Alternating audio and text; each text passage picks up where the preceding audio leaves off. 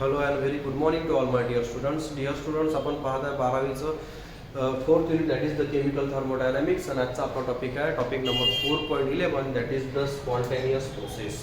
ठीक आहे, चालू करू. इंट्रोडक्शन सांगण्यासाठी स्पॉन्टेनियस प्रोसेस म्हणजे सिंपल मराठी भाषेत समजून घ्या, सहज होणाऱ्या क्रिया म्हणजे स्पॉन्टेनियस. सहज होणे, जसं सूर्य सहज उगवतो. सहज म्हणजे समजून घ्या तुम्ही, सूर्य उगवणे हे सहज प्रोसेस आहे. तुम्हाला मी दिसू लागलो हे सहज प्रोसेस आहे, ऐकू राहिले हे सहज प्रोसेस आहे, एखादी गोष्ट वरून खाली सोडली हे सहज प्रोसेस. म्हणजे त्या ज्या नॅचरल नॉर्मल प्रोसेस होऊन राहिला त्याला स्पॉन्टेनियस प्रोसेस असं म्हणतात. जसं इथं इररिव्हर्सिबल लिहिलेला आहे. इररिव्हर्सिबल म्हणजे असा, जसं मी हा पेन सोडला खाली आला, पण खालून हा आपोआप वर आला का? नाही, आपोआप वर येणार नाही. कोणता तरी फोर्स लावल्याशिवाय, तो असा लावल्याशिवाय तो वर येणार नाही.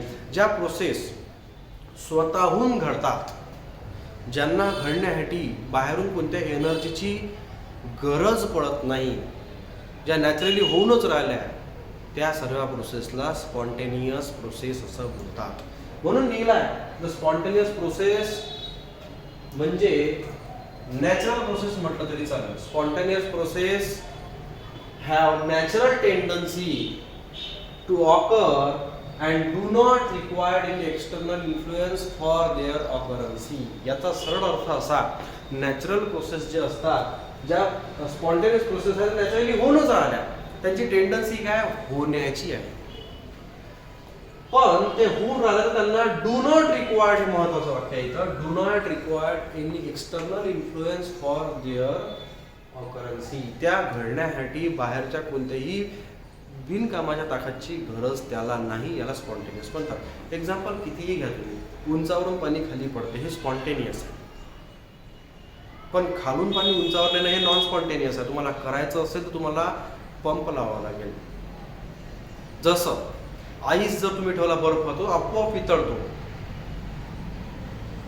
तो वितळून राहिला, हे स्पॉन्टेनियस प्रोसेस.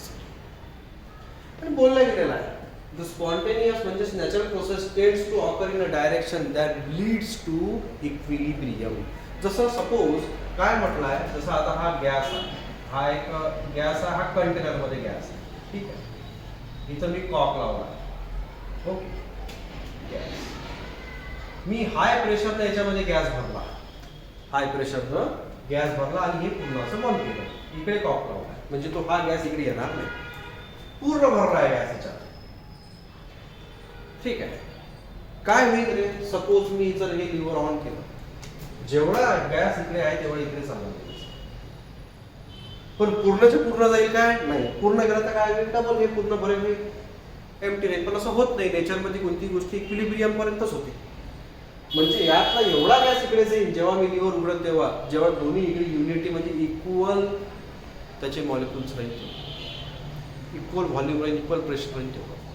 आणि म्हणून म्हटलं आहे द स्पॉन्टेनियस म्हणजे natural process tends to occur in a direction. अशाच डायरेक्शननं जाणार. नॅचरल प्रोसेस होऊन राहिला त्या त्याच डायरेक्शन जाणार, ज्या डायरेक्शननं त्याला इक्विलिब्रियम भेटून राहिला आहे, त्या डायरेक्शननं जाणार. आता डू यू नो नावाचा एक पॉईंट आहे, त्याच्यामध्ये बोललं गेलेलं आहे, जसं HCl, तुम्ही एका बिकरमध्ये HCl घ्या, एका बिकरमध्ये NaOH घ्या, HCl NaOH मध्ये टाका, ती रिॲक्शन होणार. काय होणार? समजा जसं HCl जर घेतलं plus NaOH, aqueous gives rise to काय होणार आहे? NaCl plus H2. हे ॲक्वामध्येच आहे आणि हा लिक्विड आहे. हे नॅचरल टेंडन्सी आहे, हे नॉर्मल प्रोसेस आहे. ऍसिडमध्ये बेस मिक्स झाला तर सॉल्ट अँड वॉटर बनणं आहे म्हणजे बनणं आहे. कोणता ऍसिड असो, कोणताही बेस असो, ही नॉर्मल प्रोसेस आहे, नॅचरल प्रोसेस आहे. ही घडण्यासाठी फार केस तुम्हाला करायची गरज नाही. मग आता हे जर असं आहे रे, जर HCl NaOH जर पाण्यात मिक्स केलं तर NaCl आणि पाणी मिळते, तर मग याचा अर्थ असा कधीच होत नाही काय H2O प्लस NaCl म्हणजे घरी तुम्ही मीठ घ्या आणि पाण्यात टाका आणि आपोआप मग तुम्हाला डबल रिव्हर्स रिॲक्शन भेटेल, असं नाही. म्हणजे HCl NaOH रिॲक्ट करून NaCl आणि H2O बनल, मग डबल NaCl वॉटरमध्ये डिझॉल्व्ह केल्यानंतर HCl आणि NaOH मिळत नाही, कारण ती नॉन स्पॉन्टेनियस प्रोसेस झाली, कारण त्याची नॅचरल टेंडन्सी बनण्याची नाही. असं असतं तर घरोघरी आपण फॅक्टऱ्या लावल्या असत्या, कशाचा? पाण्यात मीठ टाका, HCl आणि NaOH मिळवा ती विका. पण असं होत नाही, काऊन का ती नॉन स्पॉन्टेनियस प्रोसेस आहे. काही की फॅक्टर्स आहे नॉन स्पॉन्टेनियस प्रोसेसचे, ते तर बघूच. त्याच्या आधी अजून काही एक्झाम्पल बघू. जसं मी आईसचं एक्झाम्पल बोललो आहे तुम्हाला, वॉटरफॉलचं एक्झाम्पल बोललो आहे. हायर लेवलहून लो लेवलवर येईल ते पाणी, उंचावरून खाली वाहील, बर्फ ठेवल्यानंतर वितळेल आपोआप, पाणी खालून वर जाणार नाही. हे नॉन स्पॉन्टेनियस प्रोसेस आहे. ते नॅचरल प्रोसेस कोणची आहे, वरून खाली वरून पाणी खाली पडणं, हे झाली नॅचरल प्रोसेस म्हणजे स्पॉन्टेनियस प्रोसेस. आता काही की फॅक्टर्स, की वर्ड्स कोणते आहेत? पहिली तर गोष्ट ही आहे की ती इरिव्हर्सिबल रिॲक्शन आहे, लक्षात घ्या. म्हणजे तुम्हाला अशी ही एरो भेटणार नाही. ओनली कोणती एरो मिळेल? Only one step reaction, one step म्हणण्यापेक्षा वन डायरेक्शन रिॲक्शन मिळेल. दुसरी गोष्ट अशी आहे स्पॉन्टेनियस प्रोसेसची, ती एकतर फास्ट असू शकते किंवा स्लो असू शकते. झाडाची ग्रोथ होणे स्लो आहे पण ती स्पॉन्टेनियस आहे, कारण होणंच आहे. सूर्यप्रकाश धरतीवर येणं ही फास्ट प्रोसेस झाली, कारण ते होणंच आहे. तुम्ही स्पीडनुसार, कमी किंवा जास्त स्पीडनुसार स्पॉन्टेनियस किंवा नॉन स्पॉन्टेनियस ही रिॲक्शन ठरवू शकत नाही. आणि तसंच त्यांना म्हटलं आहे. तिसरी अजून गोष्ट अशी का स्पॉन्टेनियस रिॲक्शन म्हणजे natural reaction proceed or the tends to occur in a direction that leads to a equilibrium. त्या तिथपर्यंत जात राहील जिथपर्यंत इक्विलिब्रियम इस्टॅब्लिश होत नाही. हे समजून घ्या. आणि जर काही इक्विलिब्रियम झाली तर ही रिॲक्शन समोरची थांबून जाते, पण तिथपर्यंत थांबणं जिथपर्यंत इक्विलिब्रियम साधल्या जाणार नाही. हा झाला स्पॉन्टेनियस बद्दल पॉईंट्स. यानंतर पॉईंट येतो एनर्जी अँड स्पॉन्टेनिटी. एनर्जी आणि स्पॉन्टेनिटीचं काही रिलेशन आहे का, किंवा एनर्जीच्या व्हॅल्यूवरून तुम्ही एखादी रिॲक्शन स्पॉन्टेनियस, एखादी प्रोसेस स्पॉन्टेनियस म्हणजे सहज आहे की नाही, होणार की नाही, हे गोष्ट ठरवू शकता का? हे बघा रे काय म्हणते. जनरल फॅक्टर काय होता पहिलेचा, ज्या रिॲक्शन स्पॉन्टेनियस आहे म्हणजे the spontaneous reaction takes place in a direction in which the energy of the system is lower, म्हणजे कमी होणे. कसं म्हणू शकता तुम्ही? एक्झोथर्मिक. म्हणजेच काय तर डेल्टा एच ची व्हॅल्यू काय राहायला पाहिजे, निगेटिव्ह राहायला पाहिजे होते, म्हणतात असं. म्हणजे स्पॉन्टेनियस रिॲक्शन तशा राहील किंवा त्या होईल किंवा त्या समजल्या जाव्या म्हणतात जिथं त्या रिॲक्शनची एनर्जी कमी होईल, system to surrounding heat loss होईल. पण पण बट बट हा ओनली क्रायटेरिया नाही आहे. Exothermicity is not the sufficient criteria for deciding the spontaneity. जसं आपण पहिलं वाक्य बोललो की हे ठीक आहे, ज्या रिॲक्शन एनर्जी लोअर करून राहिल्या, ज्या रिॲक्शन एनर्जी लॉस करून राहिलेल्या आहे, एक्झोथर्मिसिटी दाखवून राहिल्या, डेल्टा एच ची व्हॅल्यू निगेटिव्ह होऊन राहिली आहे, त्या रिॲक्शन स्पॉन्टेनियस समजू. पण काही रिॲक्शन अशा आहे ज्या एक्झोथर्मिक नसूनही म्हणजे त्यांची एनर्जी लॉस न होताही त्या स्पॉन्टेनियस आहे. जसं एक्झाम्पल आपण बोललो आहे की पाण्याला जर मिठात तुम्ही सोल्युबल केलं तर प्लस एनर्जी लागते. जसं एक्झाम्पल जर पाहतो असाल, जसं NaCl प्लस H2O जर पाहिलं तर ॲक्वियस NaCl म्हणजे तयार होईल, किंवा Na positive Cl negative aqua aqua लिहिलं तरी चालू, काही फरक नाही पडत. तुझं सॉलिड घ्या, इथं लिक्विड घ्या. तर ह्या रिॲक्शनला डेल्टा एच ची व्हॅल्यू जी दिलेली आहे ती प्लस 3.9 म्हणजे 4 किलो जूल्स आहे एवढा. मग आता 4 किलो जूल आहे, पण आपण काय बोललो होतो पहिले की ज्या व्हॅल्यू लोड आहे, निगेटिव्ह राहील त्या स्पॉन्टेनियस समजा. मग का रे, जर स्पॉन्टेनियस जर या गोष्टीनंच तुम्ही स्पॉन्टेनियस ठरवून राहिले, निगेटिव्ह व्हॅल्यू स्पॉन्टेनियस ठरवून राहिले, मग असं असतं तर पाण्यात मीठ तर कधी सोल्युबलच नसतं झालं. पण पाण्यात मीठ सोल्युबल होते आणि डेल्टा एच ची व्हॅल्यू प्लस 4 ही आहे. जसं बर्फ विरघळते 0 डिग्रीच्या वर म्हणजे प्लस मध्ये एनर्जी लागते, मग असं असतं तर बर्फ विरघळलाच नसता. हेच त्यांनी असं म्हटलं आहे. बट एक्झोथर्मिसिटी हे समजून घ्यायसाठी तुम्हाला फक्त स्पॉन्टेनिटीच्या रिॲक्शन ज्या आहेत त्या फक्त एक्झोथर्मिकवरच डिपेंड नाही आहे. हेच म्हणून वाक्य लिहिलेलं आहे, exothermy is not only the sufficient criteria for deciding a spontaneity. म्हणजे स्पॉन्टेनियस गोष्ट होईल की नाही होईल, होणार की नाही होणार, घडत आहे की नाही, किंवा ती स्पॉन्टेनियस आहे की नाही आहे हे समजून घेणं हे फक्त एनर्जीचे क्रायटेरिया नाही आहे.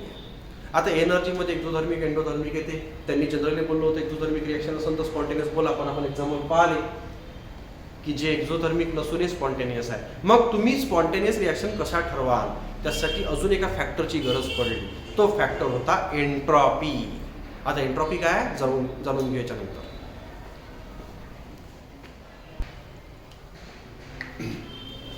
यानंतर आपण बोललो आहे की आता आपण तो एंट्रॉपी म्हणजे काय होते.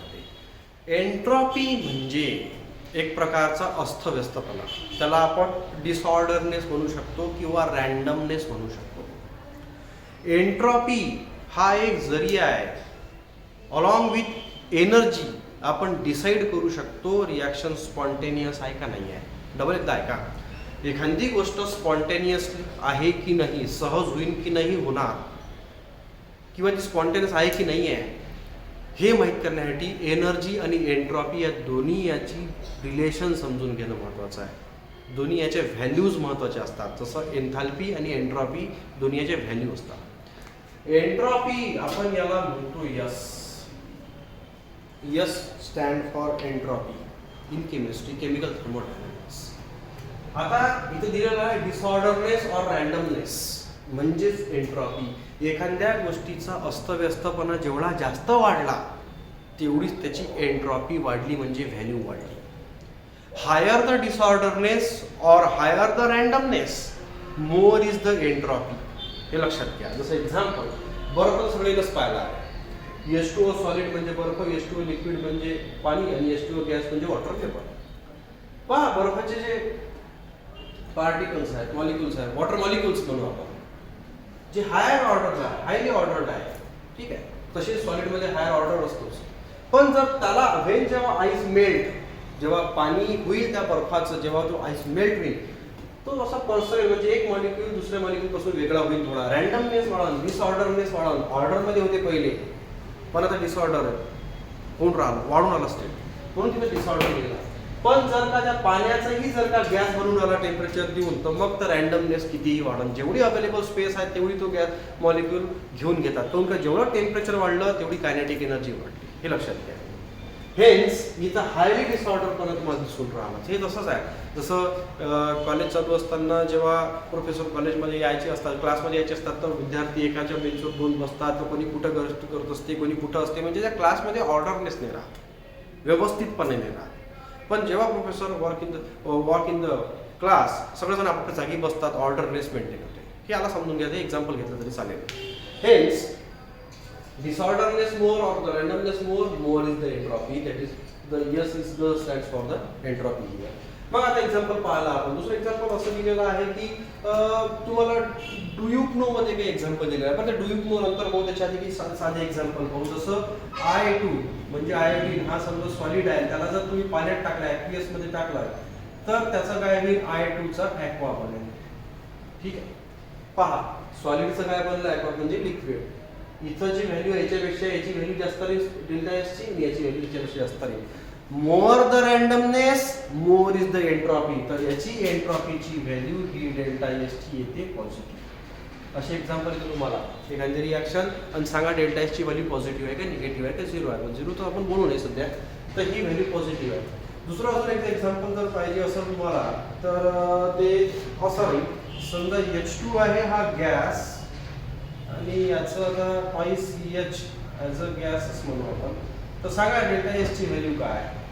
डेल्टा एस ची व्हॅल्यू इथं पॉझिटिव्ह येईल की निगेटिव्ह येईल सांगा. बघा इथं जर H2 आहे, हा एक H, हा एक H सोबत आहे, पण इथं हा एक हायड्रोजन आहे, हा वेगळा आहे, हा वेगळा आहे. इथं रॅन्डमनेस अजून वाढलं. जरी गॅस आहे दोन्ही ठिकाणी, तर तुम्ही इथं झिरो व्हॅल्यू नका घेऊ. जरी गॅस आहे, पण इथं हा H2 डायटॉमिक झाला, हा सिंगल हायड्रोजन ॲटम झाला. हेच डेल्टा एस ची व्हॅल्यू ही पॉझिटिव्ह येते. रॅन्डमनेस अजून वाढलं नाही. जर काही एक्झाम्पल डू यू नो मध्ये तुम्हाला दिलेला ट्रायजिस मध्ये दिलेला आहे, तर एक्झाम्पल कोणचे बघा. जसं ट्वाइस H2 हा gas plus when reacts with the O2 gas gives rise to H2O. Twice H2O liquid. Delta S ची व्हॅल्यू काय येईल ते सांगा मला. हे एक व्हॅल्यू.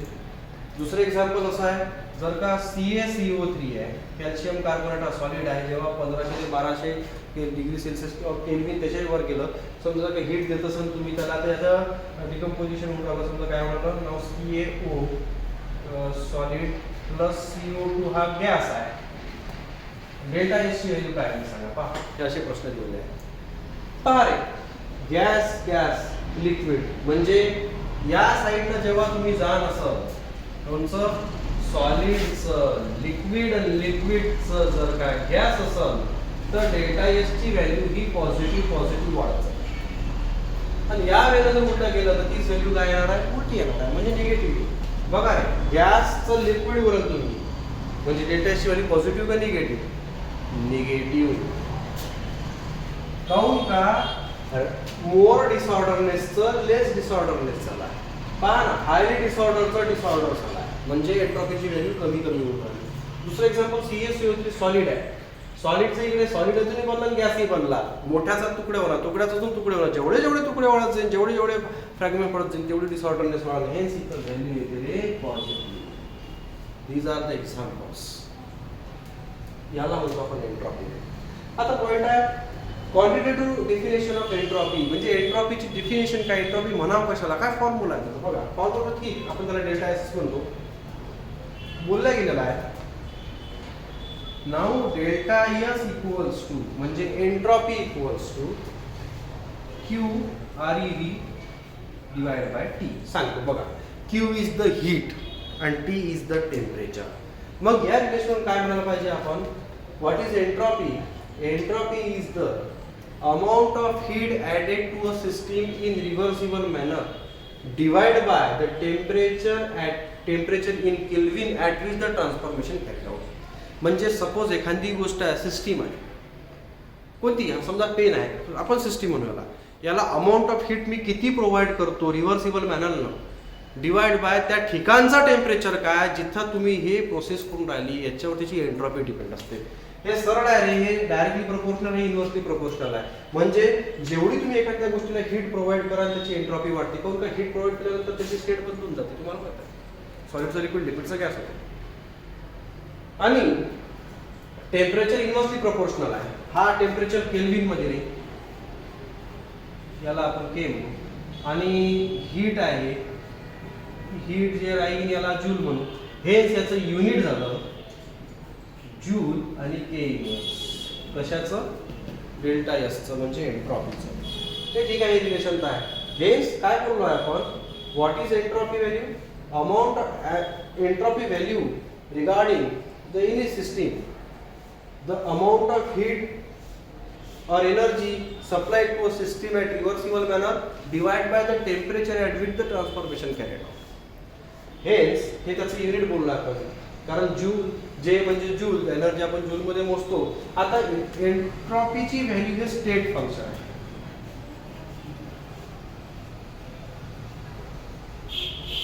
स्टेट फंक्शन आहे, स्टेट फंक्शन आहे म्हणजे वस्तूच्या स्टेटवर डिपेंड असते.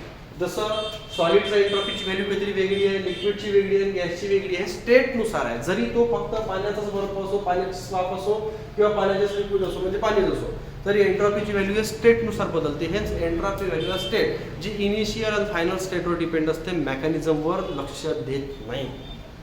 हेच या दोन्ही गोष्टीचा संगम करून तुम्ही एखादी गोष्ट जशी कोणची एन्ट्रॉपी आणि याची सांगितलेली एनर्जी या दोन्ही रिलेशन पाहून यांच्या व्हॅल्यूज कम्पेअर करून तुम्ही एखादी गोष्ट स्पॉन्टेनियस आहे का नाही हे ठरवू शकता. आता बघा रे, जेवढं तुम्ही क्यू वाढवाल, हीट द्याल एखाद्या गोष्टीला, त्याचं कायनेटिक एनर्जी वाढवून तो स्टेट चेंज करून सॉलिडचं लिक्विड, लिक्विडचा गॅस, गॅसचा प्लाझ्मा होऊ शकते, तर तो तेवढीच त्याची एन्ट्रॉपीची व्हॅल्यू वाढवली. पण जेवढं टेम्परेचर त्या ठिकाणचं वाढवलं, जिथं तुम्ही करून राहिले ते जेवढं जास्त असेल रँडमनेस कमी होते. हेच delta S value is directly proportional to Q but inversely proportional to temperature. ठीक आहे, तर या वे नाही. तर याच्यानंतर आपण जे पाहणार आहे ते दोन्ही याचं रिलेशन व्हॅल्यूज, कोणाची एनर्जी आणि एन्थाल्पीची व्हॅल्यू म्हणजे कोणकोणच्या व्हॅल्यूज, डेल्टा एच आणि डेल्टा एसच्या व्हॅल्यूज वरून तुम्ही ठरवू शकता कोणती रिॲक्शन स्पॉन्टेनियस आहे का नाही आहे. ठीक आहे, हे नंतर आपण पाहू. तर आजच्यासाठी एवढंच होतं, एनर्जी आणि एन्ट्रॉपी.